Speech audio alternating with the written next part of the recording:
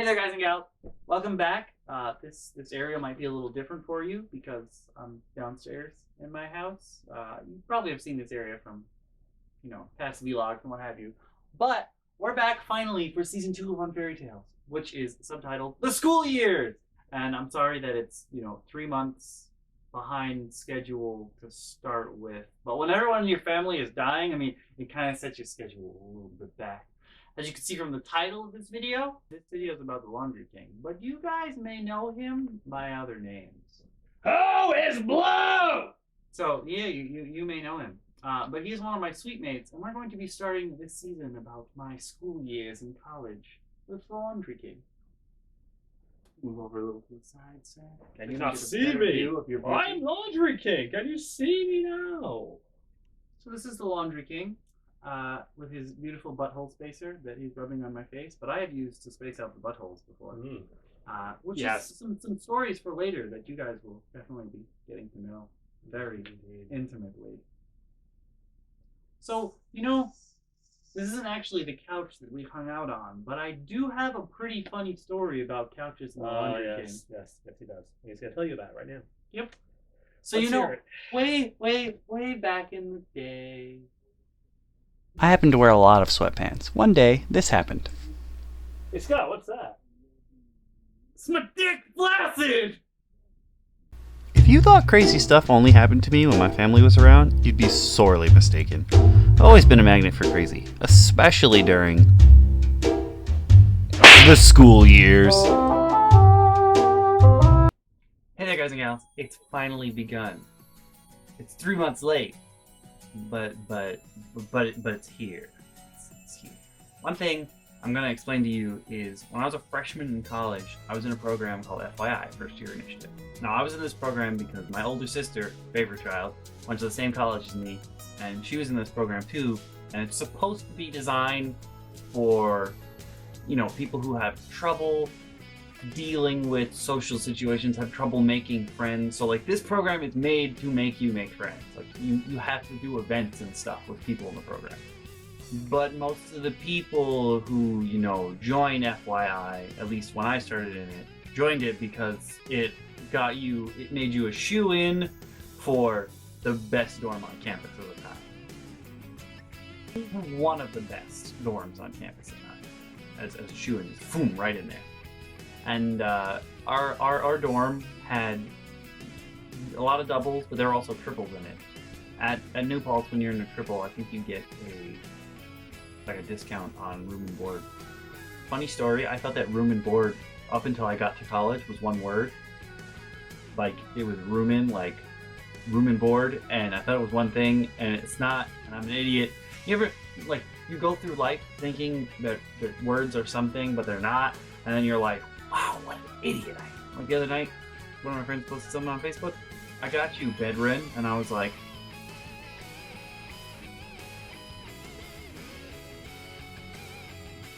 you mean brethren? Brethren is a word, but bedrin is not. But we're off topic here. So let me go back. I want to let you guys in on how I met the Laundry King, who you guys have met before in videos because, he hangs out on the channel a bit.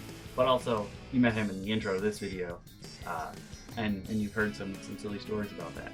So, the Laundry King himself lived in a triple with our friends. Now, I'm gonna draw you a really rudimentary diagram, and it's gonna be like, no, sorry, it's backwards, my bad. It's gonna be like, up here, and it's gonna be like what our hall looked like. You already know I lived across from, if you came out my door, you could see girls going in and out of the girls' bathroom on my floor because my dad is a creeper, so you know that already. But he's not the ultimate creeper. No, he's not. No, he's close, but not. No cigar. But the very first time I met Laundry King, there was some commotion going on in the hallway. And now, in addition to FYI having trips, the school has trips. Different programs have different trips, and every couple months or so, there was a paintball trip. And I never went on it because I was never around for the meetings for that. I was off doing other things. Probably playing with an abundance of agents, but you'll hear about that later. there was a commotion going on in the hallway, and it was just after a paintball trip. And now you know, by now, you've surmised that the Laundry King is kind of like, you know, he's oblivious to a lot of things that are happening right around him. So our friends had just come back from a paintball trip. They were hanging out in his triple room. I think his 2 roommates had also gone on the paintball trip. So they're hanging out in the room. They just came back from the paintball trip. Well, our friends had a bag full of paintballs, right? They're in there. They've been in there for a good 40 minutes or so talking about paintball. There's a bag full of paintballs. About paintball. Laundry King is in the room with them. Laundry King turns around at one point. He sees his roommate playing with this bag of paintballs, right? I bet you have no idea where this is going. Like, what? So, the Laundry King, you know, he's like, what you got there? And his roommates are like, where have you been? Have you not been? I didn't hang out in that triple that often. I should have. I'm sure it was comedy gold. But, what you got there? Everybody's like, what do you mean, what do I got there? He's like, are those gumballs? Now you know where this is going. Are those gumballs? And his roommate, you know, is shaking the bag of paintballs, and he goes, yeah, they're gumballs. So, you know, you would think that the consistency of a gumball is different than the consistency of a paintball, you know, because it's going to be kind of goopy and slimy. But no, this does not deter the Laundry King. Takes the one paintball out of the bag of paintballs, puts it in his mouth, chews it. Now there is blue paint dripping out of his mouth, and he's like, what the fuck? And I met the Laundry King because I heard the shouting in the hallway, and then I heard thump, thump, thump, thump. I open my door, I look out, people are running down the hallway, everyone is fucking laughing. I see the Laundry King run past the little alcove of my room, or that my room looks out into the hallway in, dripping blue paint. Blue paint is dripping out of his mouth. It's dripping out of his mouth. I'll kill you! Why would you do that to me? And his roommates are fucking booking it. They're gone down the hall, and he's chasing them. And not only is I'm pretty sure he didn't finish spitting out the paintball. He was so livid, but he's now got blue paint on his face, and it's dripping down the hall as he runs after his roommate. And that was my first, you know, like real meeting of the Laundry King. So that was the first time I saw the Laundry King, but like the first time, you know, we really became friends. A lot of my friends have a joke about this, especially Kat, that I don't have friends that I haven't tried to kill at one point, which is entirely not true. I don't try to kill everyone. I'm not that angry. Not anymore. But I'm not that angry. Like, people think I'm always angry. Like, I just explained to a newish friend kind of recently that I'm like a lovable idiot. But also, I'll slit your throat in your sleep and bathe in your blood. Like, I'm that kind of crazy. It's like, I have anger, yes, but most of the time, it's hidden beneath my lovable oath exterior. Aha! Aha! So, I sort of became friends with the Laundry King because we almost got into a fist fight in the hallway. And, like, we squared up. I have no idea what we were arguing about. It was probably something incredibly stupid, but we squared up in the hallway, and then he walked away. Well, he turned around because most of the time I don't want to fight. Like, even if I'm super angry, like, I still don't want to fight. Part of it is because I'm scared that the beast inside is gonna get unleashed, and I'm gonna be like, I'm gonna slit your throat in your sleep. Blah, I'm bathing your blood. Blah blah. But also because I don't really like hurting people.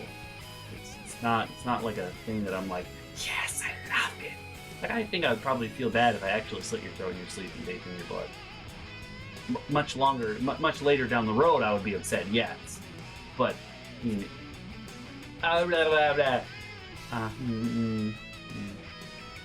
But anyway, so we squared up, decided we weren't going to fight. Fine. So he goes to turn around, and I'm still angry. So I do what I do when I'm angry. I shadow box, But this isn't shadow boxing. I'm going for the kill. So he goes to turn around, and very unsportsmanlike conduct occurs for me, wherein I go to kick him in the head. Now, you might be like, oh, that's weird, why not punch him? I have no upper body strength. If I'm going to knock someone the fuck out, it's gotta be from my legs. And also I'm a kicker, that's just me. Taekwondo, I'm a kicker, it's what I do. So I go to kick him in the head, and I'm like, you know, like when time moves real slow, not necessarily when you're in a fight, but like when your adrenaline is pumping and you're like, so my leg's up in the air, like,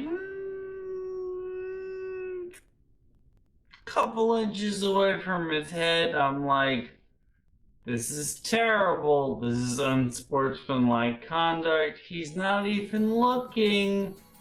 Why would I kick him in the head? That's just mean. And I'm like, alright, it's cool. It's cool. I won't do this. It's fine. I won't do this. Tried against it for the last second, but I can't stop now because I'm already halfway through the roundhouse. Like it's not gonna. I can't stop on a dime when you're halfway through a roundhouse and your legs going up. So I just lift it up a little bit higher and I catch the top of his hair. And as I catch it, I follow through. I finish the spin, end up facing the correct way. And as like I was turning, I see out of my periph, he stiffened up. And he turns around and I'm like, well, now we're really gonna fight because you're a fuck up. Like, why would you do that to him? And instead of being angry or squaring up again, he looks at me, sees the spin that just finished, looks at me, we meet eye to eye. I'm like, oh fuck, I started a fight. I'm just a freshman, I'm starting fights in the hallway, what's this? How am I gonna make friends? Blah, blah, blah. In my head, all these thoughts going by, I'm like, oh no, this isn't good. And he turns to me, we make eye contact, and Laundry King goes, did you just kick over my head? That was awesome! And I was like, that's not, no. I was gonna knock you the fuck out. I decided against it at the last second, but I was gonna knock you the fuck out. That's not, funny story, that's not the first time this has happened in my life. One time in high school, there was a kid I really didn't like, and he was really annoying. And we squared up to fight, and I went to kick him in the head, and he was actually facing me. It wasn't that unsportsmanlike at this point. He was actually facing me. We're looking at each other. Went to kick him in the head. Decided to last second again. Probably not a good idea to kick someone in the skull, on school grounds and what have you. So I was like, whoop, went over his head again, down, and he had the exact same reaction, except his was, do it again! And I'm like,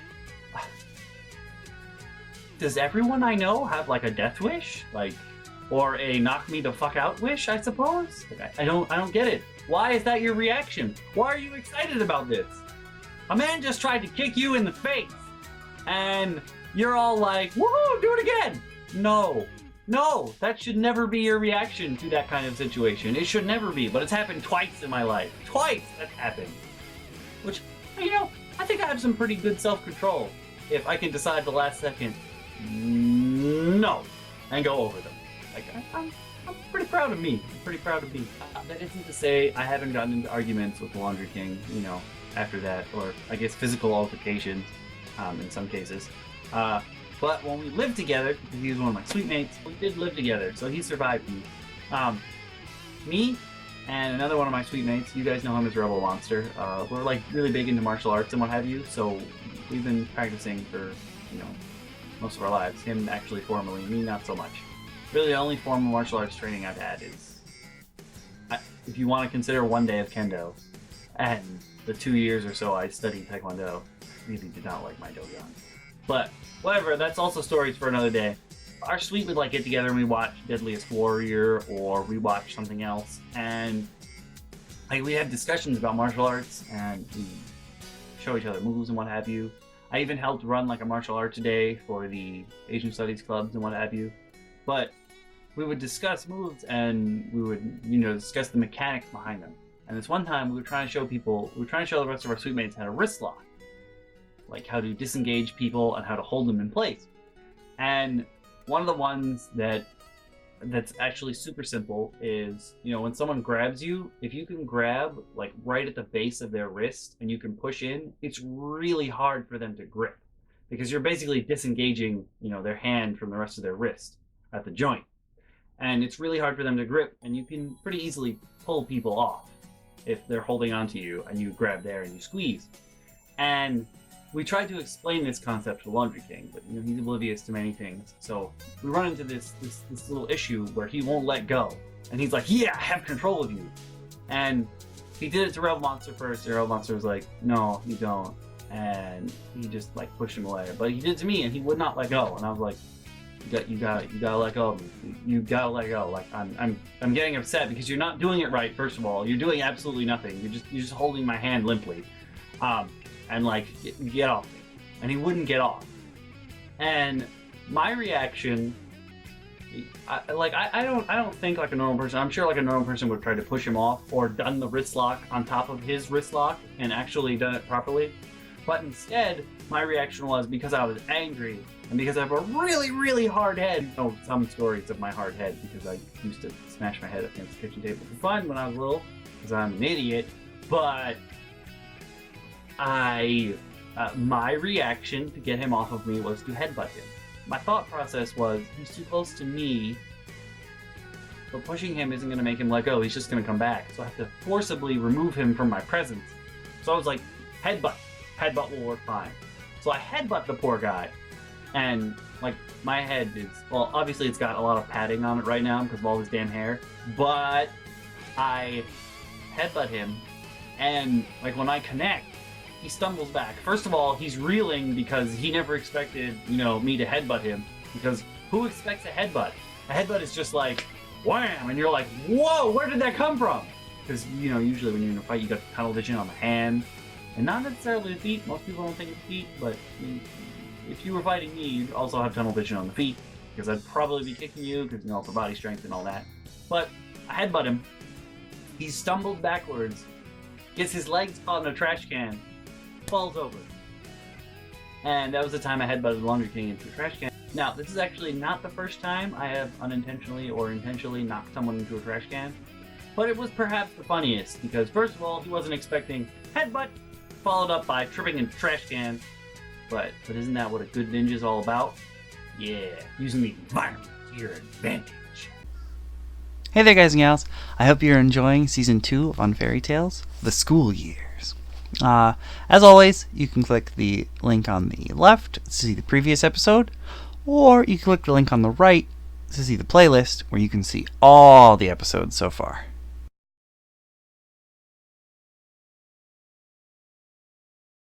Besides the fighting and what have you, freshman year was actually pretty great for me, so next week, why don't you guys take a listen to that?